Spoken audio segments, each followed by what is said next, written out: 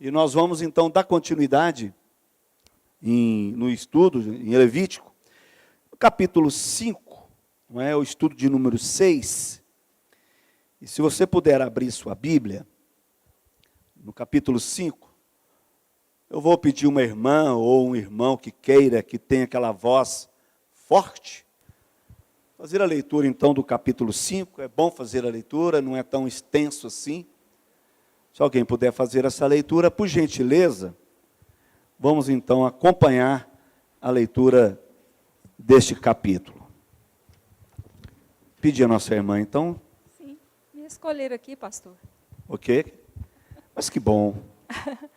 O sacrifício pelos pecados ocultos. Quando alguém pecar nisto, tendo ouvido a voz da imprecação, sendo testemunha de um fato, por ter visto ou sabido, e, contudo, não o revelar, levará a sua iniquidade. Ou quando alguém tocar em alguma coisa imunda, seja corpo morto de besta fera imunda, seja corpo morto de animal imundo, seja corpo morto de réptil imundo, ainda que lhe fosse oculto e tornar-se imundo, então será culpado.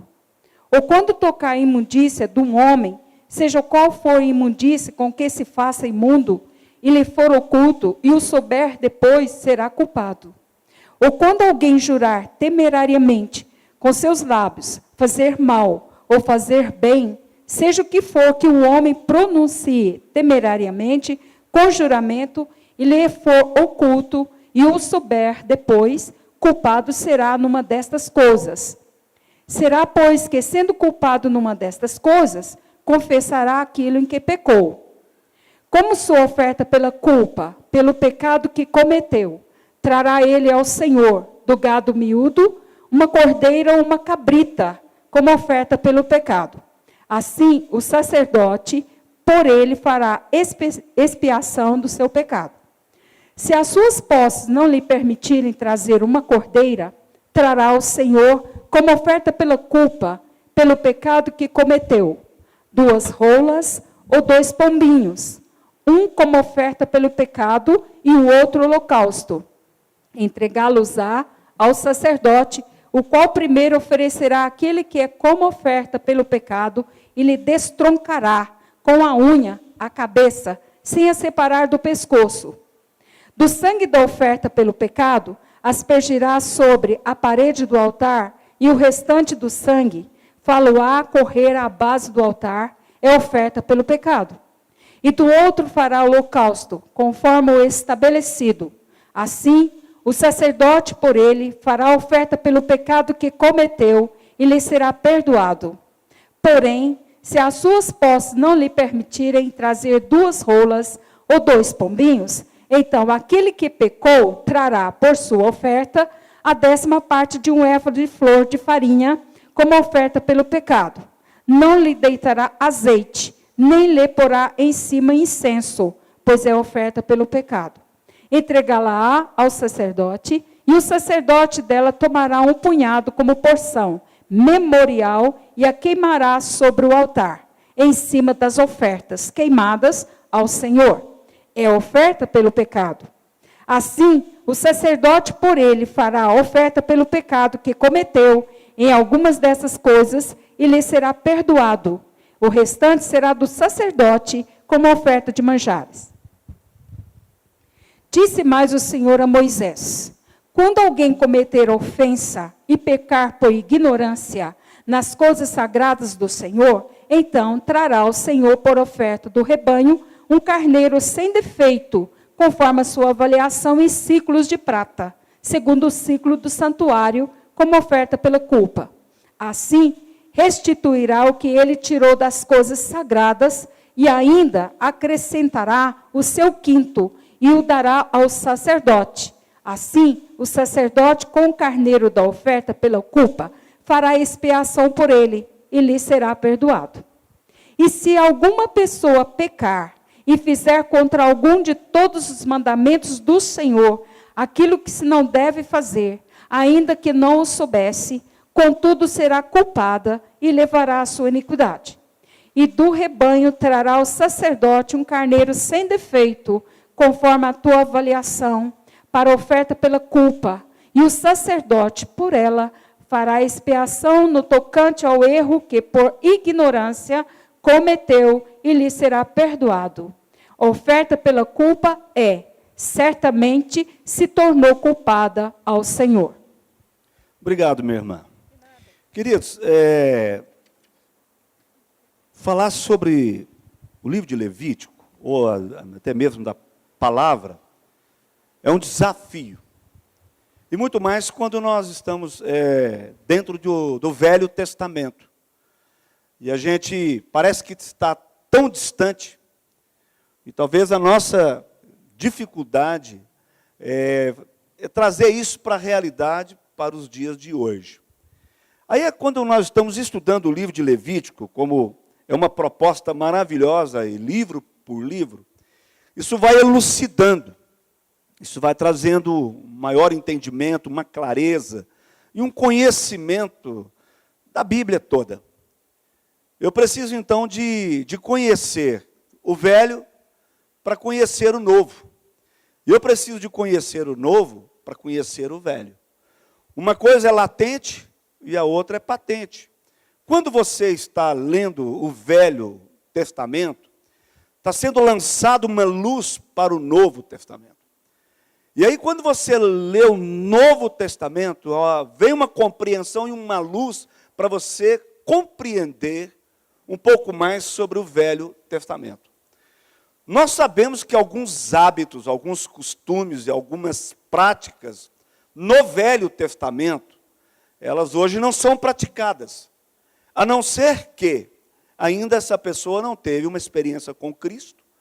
Quem sabe ainda que ele é judaizante, ele ainda tem essas práticas e busca alguma coisa na lei. Essa semana, eu conheci um rapaz, semana passada, que ainda guarda e procura guardar a lei e o Velho Testamento. Confesso aos irmãos que para mim ficou um pouco complicado de entender isto. Eu também não entrei muito na questão e também não tive nenhum interesse de debater a respeito, de ficar inquirindo ele, para ele me falar algumas coisas, mas a minha mente ela ficou o tempo todo trabalhando. Como é então algumas práticas? Se é todo no velho, se é toda a lei, como é que funciona? Porque não estão dentro da realidade do Novo Testamento. Não existe Cristo. Existe ainda a lei de Moisés. Existe ainda Jeová. Mas ainda não teve essa experiência e não crê em Cristo Jesus como Messias, como ungido, como preparado, o escolhido para uma missão: morrer, se entregar. Quando a gente olha para o livro de Levítico, a gente percebe que eu estou apenas recordando um pouco do que eu ouvi aqui, que esse é forte, ressalta com uma facilidade incrível. Se você olhar todo o livro de Levítico, até no capítulo 5, onde nós estamos hoje, você vai ver que o tema, a proposta, é sobre santidade. Aí, se você observar o aspecto da santidade dentro do Velho Testamento, você pode também aplicar a santidade também no Novo Testamento. Você pode, então, aplicar a santidade no Novo Testamento e você pode aplicar a santidade nos dias de hoje. A proposta é exatamente essa: sede santos porque eu sou santo. Nós sabemos que, já foi dito aqui pelo pastor Honório, o que significa ser santo? Ser separado. Então, é interessante que isso vai clareando mais. Quando eu olho para dentro do capítulo 5, ali a gente vê que logo depois que o povo hebreu sai debaixo do tacão da escravidão ali no Egito, então agora é libertado primeiro pelo Senhor, tendo Moisés como instrumento. E agora o que acontece? Saiu dali e caminha para uma terra prometida. Muito bem. sai de dentro dessa estrutura do Egito. Presta atenção nisso. Sai debaixo dessa cultura, dessa escravidão, e agora milhares e milhares de pessoas entrando para dentro do deserto, em direção a proposta do livro de Levítico, olha que coisa linda, é preparar o povo, presta atenção, é preparar o povo para o encontro com outras etnias, com outros povos pagãos. Preparando-os para que, quando eles chegassem, tivesse o contato com esse povo, tivesse todo o cuidado de não se envolver, de não se comprometer, de não se promiscuir com esse povo, principalmente nas práticas religiosas. Levítico, ele surge com a seguinte proposta, estou apenas recordando. Sabe qual é? É trazer uma norma, trazer um código de conduta, de como agir, de como então viver diante de uma realidade diferente, adversa, e com um estilo diferente, apesar que, mesmo dentro dessa cultura, se você for olhar a história, eles tinham algumas práticas bem próximas do povo hebreu. Mas era necessário porque a coisa, se não tivesse uma organização, Deus é um Deus organizado, amém? Deus gosta da coisa organizada. Não era simplesmente tirar o povo da escravidão do Egito, conduzir esse povo, mas imagina essa multidão de gente, sem uma orientação, sem um código de conduta. Como seria então? Querido, deixa eu lhe dizer uma coisa, seria uma tragédia. Um povo sem governo, um povo sem orientação, um povo que não tem um código de conduta, deixa eu te dizer um negócio, é com muita facilidade que ele se perde. Então, o cuidado de Deus muito grande com o seu povo, que lá diz que ele é um Deus zeloso, a Bíblia diz que ele é um Deus ciumento, tem ciúme do seu povo, como é considerado na palavra menina dos seus olhos. Ele diz o seguinte: então eu os tirei, mas agora eles estão caminhando nessa direção, para a terra prometida, eles vão deparar com uma realidade, com um desafio muito grande. Como ser, como viver, como praticar, então, principalmente aquilo que era revelação dele, agora no meio de um povo pagão. Então, todas as vezes que você for para o livro de Levítico, ele é um livro normativo, ele é um livro de orientação, e ele é um livro didático. Eu fiquei muito assim, lisonjeado quando o pastor Honório me convidou, e isso então me estimulou, isso criou em mim, me impulsionou muito mais, para que eu pudesse ler o livro de Levítico, e aí eu fui vendo, que beleza! Gente, a palavra de Deus é linda, amém? Ela é linda, ela é maravilhosa. E quando você vai, isso é passo a passo. Quando você vai entrando e aprofundando, e pedindo ao Espírito Santo de Deus luz, para que gere então um discernimento, um entendimento, uma capacidade de você entender o que está aqui. Querido, isso é maravilhoso. Isso é emocionante. A gente precisa de emocionar com a palavra de Deus. Porque quando a gente está lendo a palavra, estudando a palavra de Deus, é o próprio Deus falando conosco. É o próprio Deus presente. É a voz inconfundível de Deus para as nossas vidas. Posso ouvir um amém? Então, querido, aí a gente vai vendo que ele é um livro que ensina. Ele é um livro que instrui. E aí não é diferente para nós hoje. A pergunta que se faz, exatamente, será que já falei no início, algumas práticas, algumas normas, algumas coisas que eram praticadas lá, serve para hoje? Querido, posso te dizer uma coisa, não, hoje a gente não vê mais o derramamento de sangue, já não precisa mais, porque foi derramado um sangue, o sangue de Cristo na cruz do Calvário.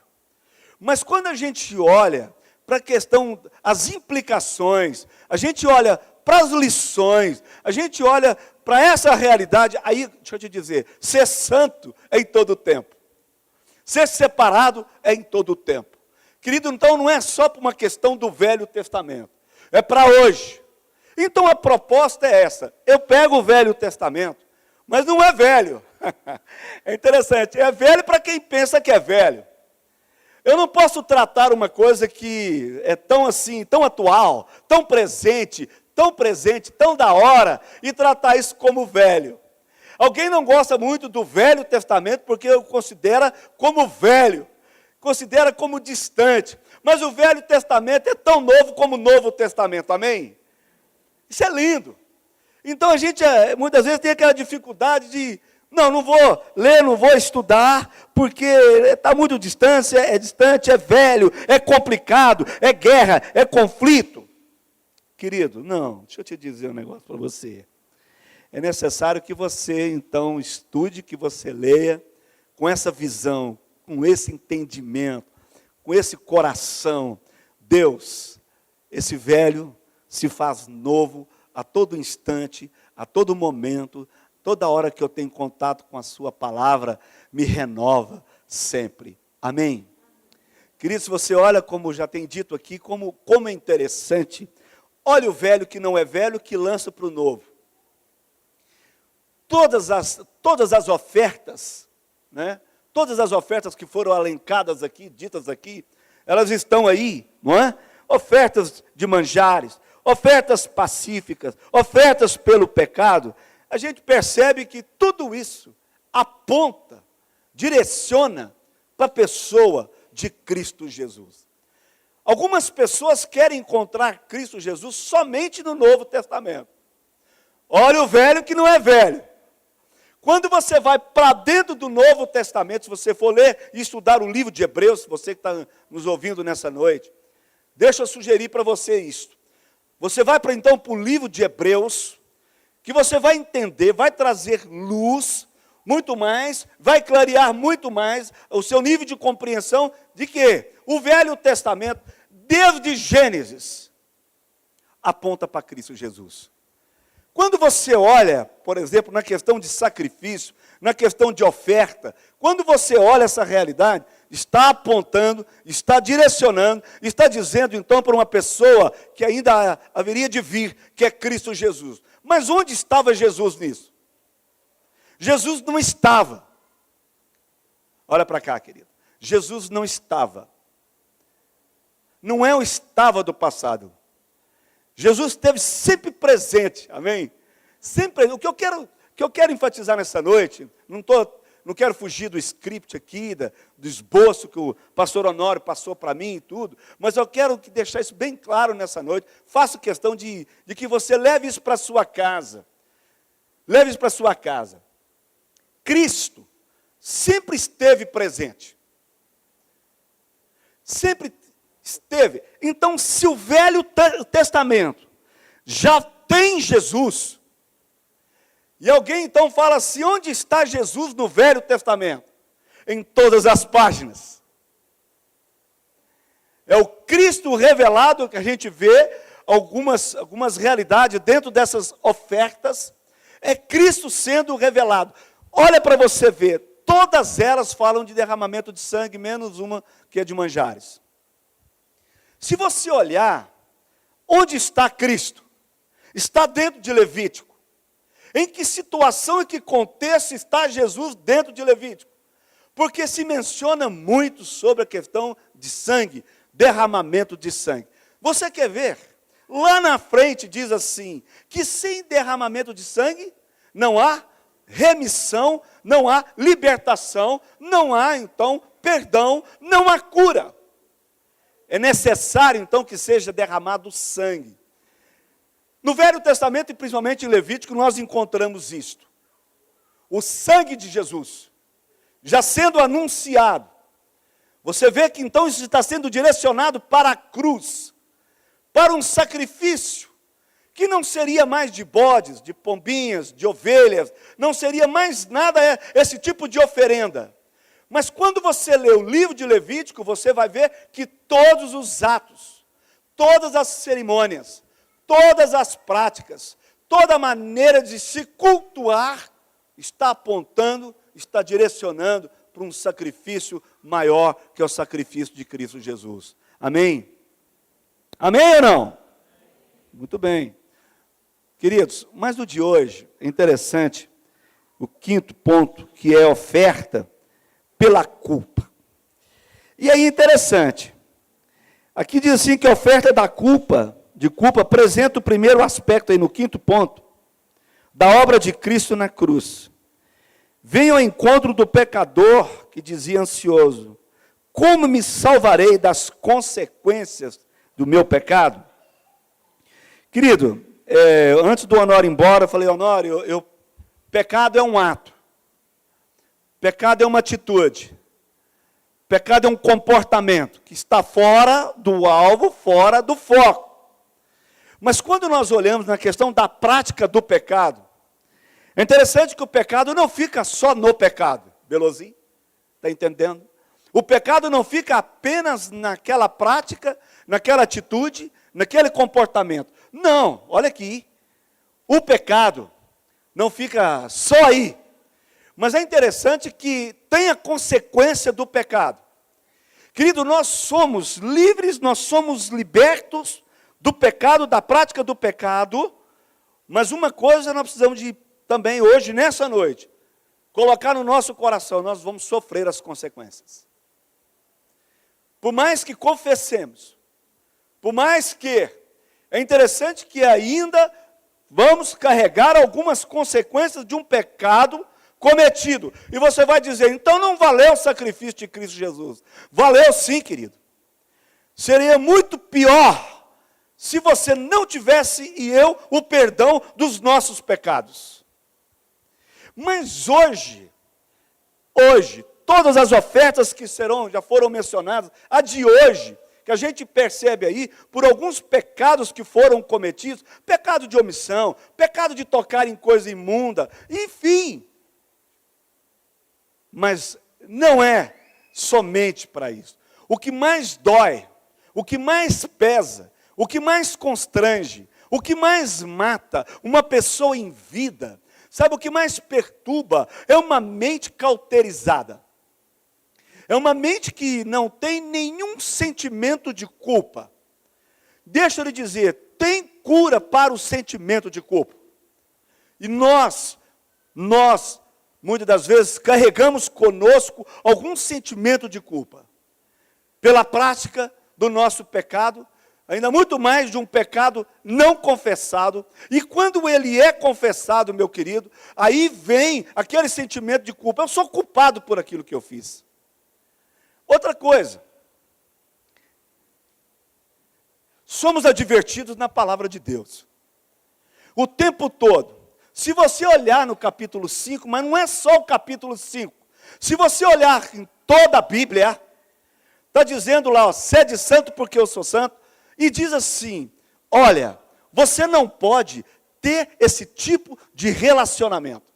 Você não pode ter esse tipo de conduta, de prática. Você não pode se envolver com aquelas práticas que não estão e com pessoas que não estão debaixo da lei, da graça de Deus. E aí, está aí.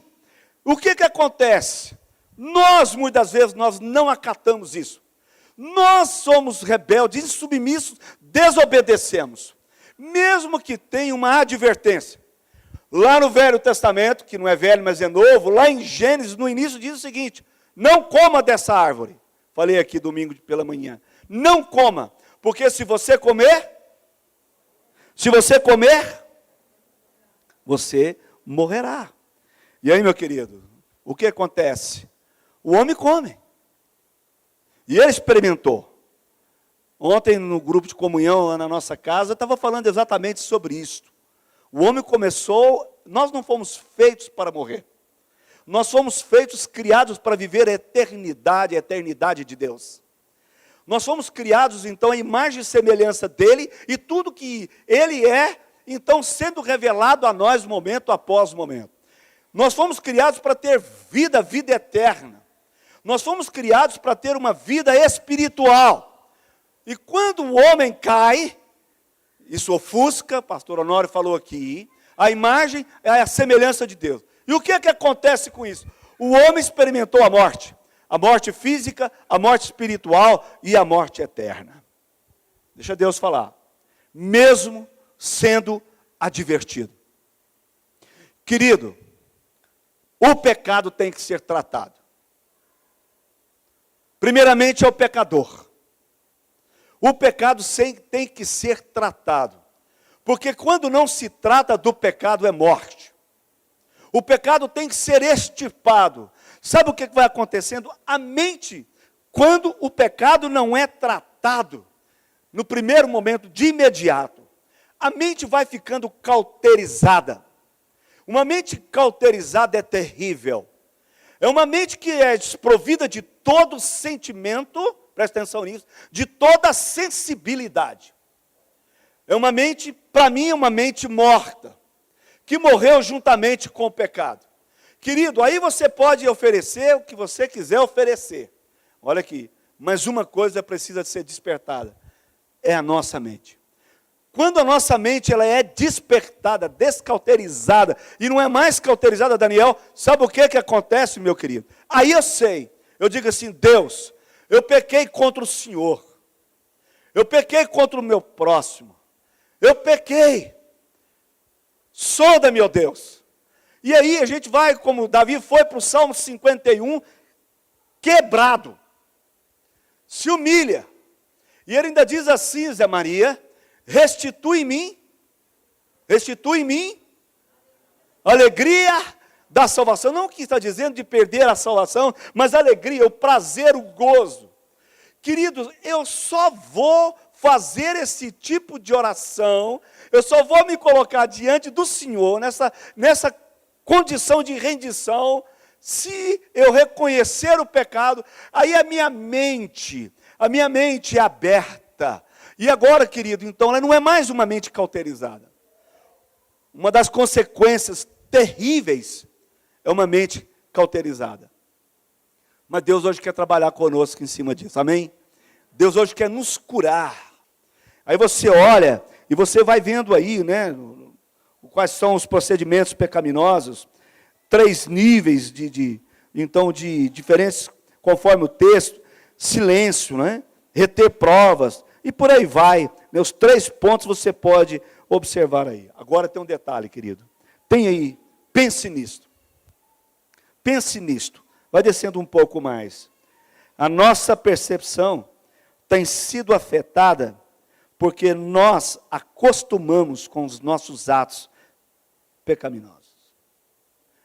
Daniel, diminuímos ou anulamos o sentimento de culpa por termos uma consciência cauterizada, causada pelo nosso distanciamento de Deus, de uma vida devocional. Muitas vezes a gente vai afastando. Oi. A gente vai acostumando com o pecado. O pastor Honório falou uma coisa interessante aqui, porque eu tenho que citar, que eu estava aqui nas 2 últimas quarta-feiras. Se essa igreja tivesse uma proposta um pouco diferente desta, um pouco não, né? Mas tivesse uma proposta diferente da que está sendo colocada nesses dias aqui, qual que é? É de chamar a consciência de alguém, é despertar a consciência de alguém, de que o pecado, ele destrói, o pecado mata, o pecado arrebenta.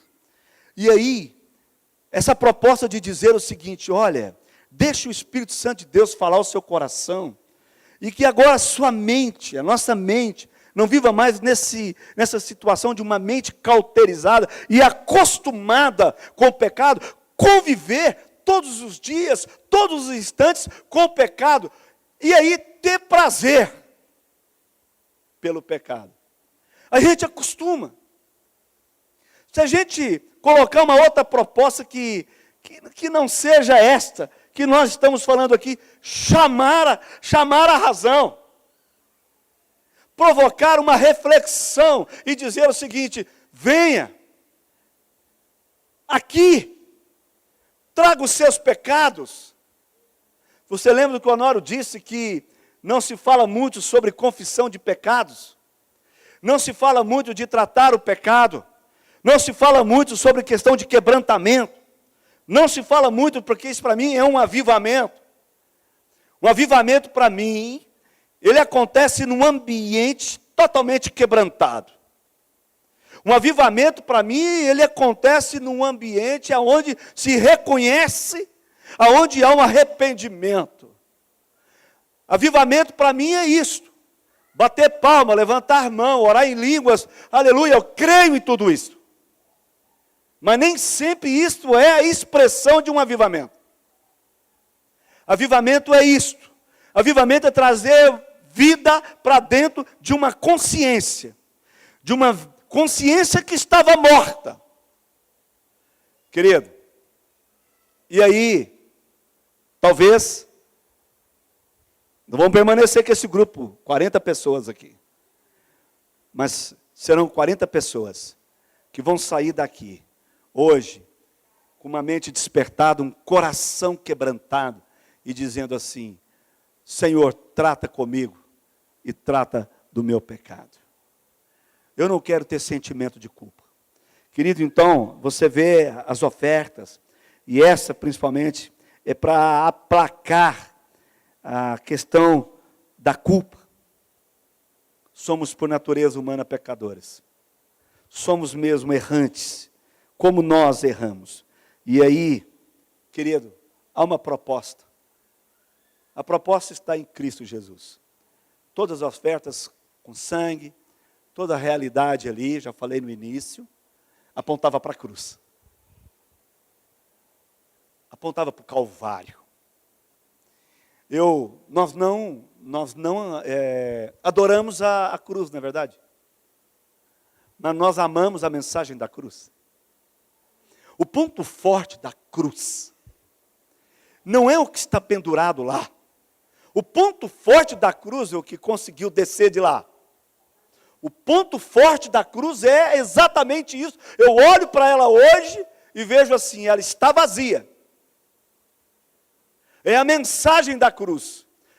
Todas essas ofertas aqui fala de sangue. Se você olhar no livro de Levítico, tem muito sangue, né? Estava pensando hoje à tarde. Tem muito sangue. Como tem sangue no livro de Levítico? Sangue. Queridos, se você, não sei se você consegue imaginar, eu tentei imaginar, criar uma imagem na minha mente a respeito do Holocausto.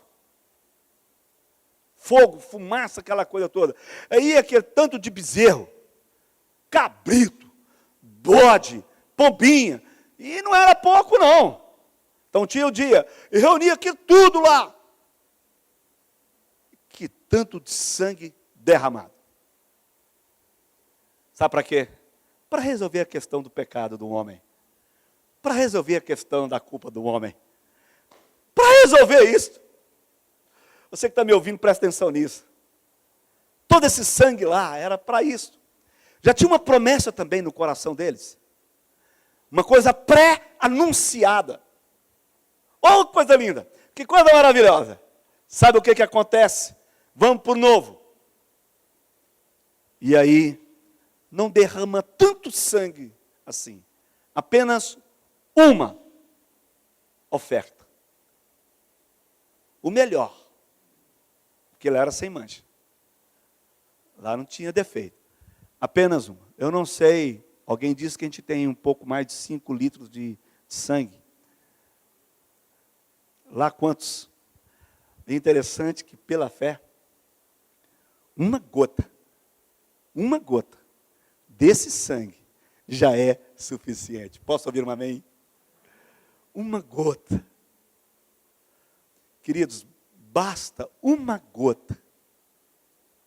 Oi? Vai embora toda a culpa. Vai embora toda a culpa. Querido, olha, hoje eu recebi uma irmã em casa, ela foi despedir de mim, porque ela está indo embora também, e eu estou indo agora o ano que vem para Ituiutaba, nos finais de semana, e durante a semana eu estou aqui. E ela entrou numa crise existencial tremenda há pouco tempo. Oi, menina de Deus, mulher muito boa, muito crente, fiel, honra o Senhor. E ela entrou numa crise existencial muito grande. Sabe qual é? De um peso que foi colocado, impingido sobre ela, de um peso esmagador, de que ela precisava ser liberta. Vocês estão entendendo ou não? Queridos, nós precisamos mesmo a todo instante estar sendo libertos por Cristo Jesus, amém? Amém? Curado por Ele o tempo todo. Agora, meu amado, essa pessoa entrou em crise porque dava a entender que ela não era salva, dava a entender que ela não era curada, dava a entender que ela não era do Senhor, dava a entender, então, você sabe, uma série de coisas, e ela, no final, com lágrimas nos olhos. Eu disse, mas a Cristina, não. E ela disse, eu não estava suportando mais esse peso sobre os meus ombros. Isso é religião. Isso é religiosidade. Isso não é fé. Isso não é a verdade absoluta, real, concreta, linda, gostosa. Basta uma gota, você está livre em nome de Jesus.